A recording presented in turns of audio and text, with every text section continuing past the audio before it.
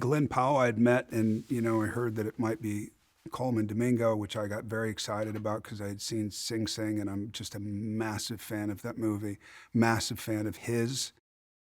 I kind of look at the whole thing and I go, how could this do, and is it relevant to today? And the fact that Stephen King wrote it in I think it was 82 or 83, about 2025, and kind of portended all this stuff. And the fact that it's so relevant. What he wrote is so incredibly relevant. So we talked a lot about that. And then once I read the script, it's a fun character. Dan Killian is like every other network executive today. He wants to do well. He wants more. There is no ceiling to what he wants. There's only better. I think it's a kind of a typical greedy and responsible to the network man who has kind of an evil lurking inside him, but it comes across as something intimate, charming, and connective.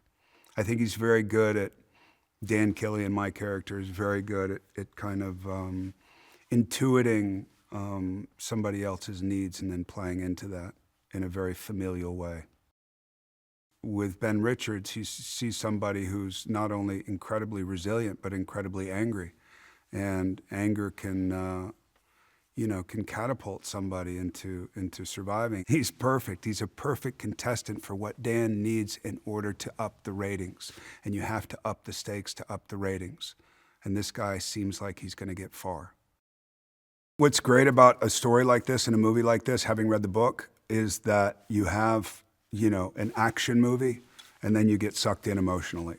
I think it's the responsibility of a filmmaker to do that, just to see kind of a plateaued experience, and you go, oh, I see all this eye candy, and I see what they're going for, and they think it's what I want to see, and I think what people want to see and have is an emotional experience. They want to be sucked into the story. They want to be sucked into the lives of the people that are on the screen, and they want to care. Ultimately, they want to care, and I think it will be pretty impossible not to care about some of the people in this movie, except me.